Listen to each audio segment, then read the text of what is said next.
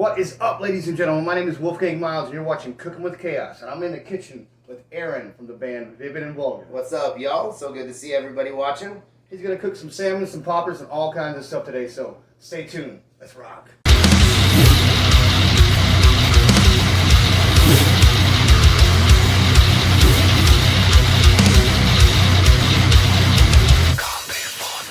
We're in the kitchen with Aaron from Vivid N Vulgar, and he's going to explain to you how to make jalapeno poppers. First on the menu. Easy as shit. Go right over here. Ingredients are simple. You need a jalapeno popper. You need some bacon, some cream cheese, some gloves, your popper knife. You definitely need some toothpicks. Oil is actually not for this. We're going to set that right over there because we're going to need that all day long. You have to have your pineapple tidbits, and you have to have your mandarin orange. And most important, you must have at least one of these giant size beers. Putting this together is super simple. I'll run through that really quickly. The one thing you won't see me do is I do zest some fruits over my Philadelphia cream cheese. That's a personal choice. You don't have to do that. All that is just scraping the outside of an orange or a lemon over your cream cheese, and that's it. So without further ado, let's put it together, man.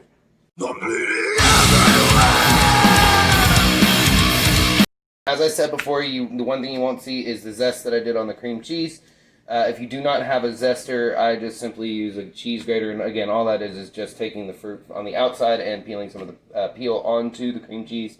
Do not have to do that. That's a personal preference. So this is as easy as it comes. You cut off the top of your jalapeno popper. Do not split them down the sides, or all of your cream cheese will come out. Hollow it out and make sure that you got all of your seeds out of it and all the guts out of it. That's where most of your heat lies. And unless you want poppers that are completely melting your tongue, you don't want that. So this is super simple. You got your mandarin orange here. Take that out. You want to cut about a third of it off. Put that aside. Drop it point down into your popper. Give it a good poke with your finger. Grab some cheese here and stuff it down in there. You want to stuff this until there's about 1/4 of an inch left, because you want to save room for the top. Create you a little pocket, and then grab your pineapple tidbits. 2 of those should work to cover this. That helps your cheese stay in and gives it a little extra flavor. With your cleaner hand and the clean fingers, grab you a piece of bacon. Now the wrap on this is important because you're trying to hold everything in. So you want to find your wider, flatter side and put that over the top of it. Wrap underneath the point and come back to cover what parts you missed. You want to make sure there's enough overlapping that when you grab a toothpick, you can get it right there and down at an angle so that your bacon doesn't fall off. Normally it is going to take at least 2 of these to secure the bacon where you actually want it to be. When you're done with that, you have a jalapeno popper, and that goes on the grill. You do not have to worry about making sure that the popper itself is cooked or the cheese inside is cooked. That is going to come inadvertently when you cook the bacon. So long as your bacon is crispy, your popper is done. That's as easy as it gets. Right on. Alright, poppers are ready to go. We're going to head out to the grill.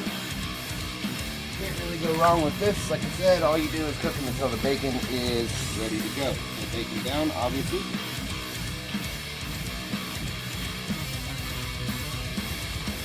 A little more straightforward than this right here. Plop them on and rock and roll, baby. That's right. We'll be back in just a moment.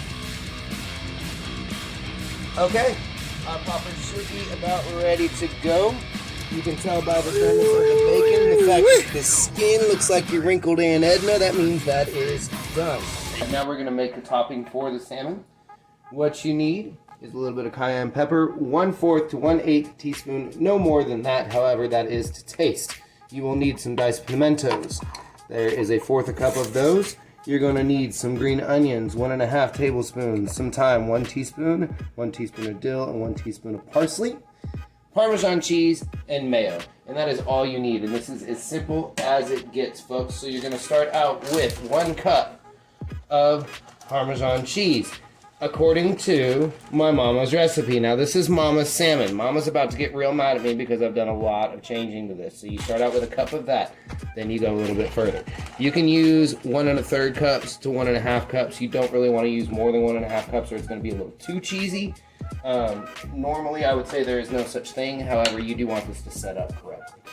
So the next thing is going to be our mayo. You only want 1 cup of mayo. Mama had it exactly right on that. It was 1 cup to 1 cup was how she had the ratio. And it's really good that way, it really is. But it just doesn't get the brownness that I like from the cheese crisping up that way. So I like just a little bit more cheese. I'm a cheese kind of guy. I'm a fat person, so that's just kind of how it is. You're not fat, bro. I'm fat enough. It's PHAT. Kind of that's right. It's this kind of food though that makes me the way I am. I'm happy with it. I am happy with my big old tool shed because we'll just leave that the way it is. Everything else is as simple as it can possibly be. You get your 1/4 cup of these, and it all goes in. Same with each one of these individual spices. Don't waste your time with this. This is just super simple. Everything gets mixed together. Okay, so it's time for the salmon. There is going to be several different steps to this. We are going to start with our pan. What you're going to do is you are going to lightly grease this. You're going to use olive oil. I personally like the fact that organic not only tastes better and is smoother, but it is also cheaper. This little guy right here, everybody yanks these off of their oil. That's ridiculous. This is here for your safety. This will continuously make a seal in order to keep it fresh, but however, it allows you portion control. So, using your finger, you can decide how much of this comes out by just putting that over your fingertip. Little tip for you. Anyway, grab you a paper towel. Simply smear this across it, make sure it's good in oil, but it does not need to be ridiculous. We are not creating a wave pool here. When you are done with that, that goes oil into a cold oven. It needs to start out cold. You are heating up your oil as we go. You're going to set this to 420 degrees. Now, everybody goes, oh no, oil it has a smoke point, blah, blah, blah, blah, blah. Yes, it does have a smoke point, and olive oil is less than 420 degrees. However, what you are doing is basing that on old school technology. If you go ahead and research it, they have recently come to figure out that olive oil, the smoke point does not create a danger for it. Instead, it creates a flavor point, which is different than any other oil. Any other oil does become dangerous, so make sure you pay attention to your smoke point. For this, the rest of this recipe, you will need nothing more than salt, pepper, garlic, and the lovely love that you have for the top of this. We are going to start out quickly as this is heating up by pulling out our salmon. You're going to set it flesh side down, skin side up to begin with. There are lots of different kinds of salmon, and there are lots of different people that will tell you different kinds of salmon to get. Here's the thing, Alaskan, Pacific, Atlantic, it doesn't matter unless you're looking at wild caught or you're looking at farm raised. The difference between wild caught and farm raised, and I will get backlash for this, is that when it comes to farm raised, people like it better because they control what they eat. They don't. They control what they put in for them to eat. Instead, they eat that, plus all of their shit in these tanks. So they live off of their fecal matter. I would much rather something wild caught. When it comes to it though, anything wild caught is fine. We're gonna go ahead and we are going to apply salt to the skin side. Only salt to the skin side. After that, we are going to flip it over and we are going to start seasoning the other side. Why do we want salt on that side? We want salt on that side because of osmosis. Osmosis works like this. While I'm speaking, I'm going to salt, pepper, and garlic this side in an order, and I'll explain all of it. Garlic first because it's a lighter powder. Osmosis works because salt, when it goes onto the skin and is heated up at a rapid pace, sucks all of the moisture out of the skin, creating little pockets where the moisture used to be. Once that moisture hits the salt, it creates a pool of salty extract. That will be eventually reversed when the skin is heated up, and that salt will pool back into those spots, creating salt on the inside of our meat, salting the entire thing. Once that gets to a point where the salt and water has all been absorbed back in, it reaches a point where it crusts, and we get not only the brown part, but most importantly, the crisp.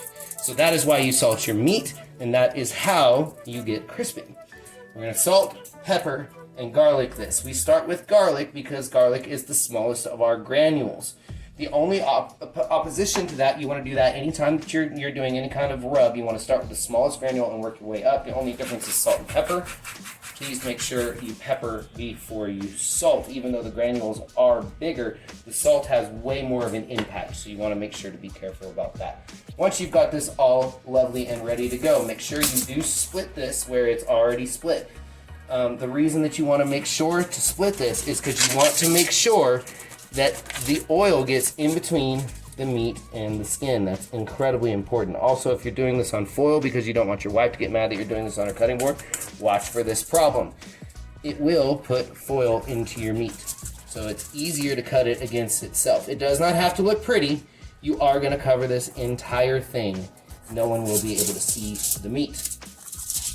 Once you've got it into your sections, we're going to do this that way so that I don't cut my fingers off, and also I don't get a bunch of foil into it. Continue with the skin side down. Again, check for small spots like that where the foil is torn so you don't get it in there. You are good to go at this point. We're going to wait for this to heat up. As soon as that beeps and says that it is ready to go, your pan is ready to go, the oil is ready to go, you must immediately remove that from your oven and place your fish skin side down. We'll be there in just a moment.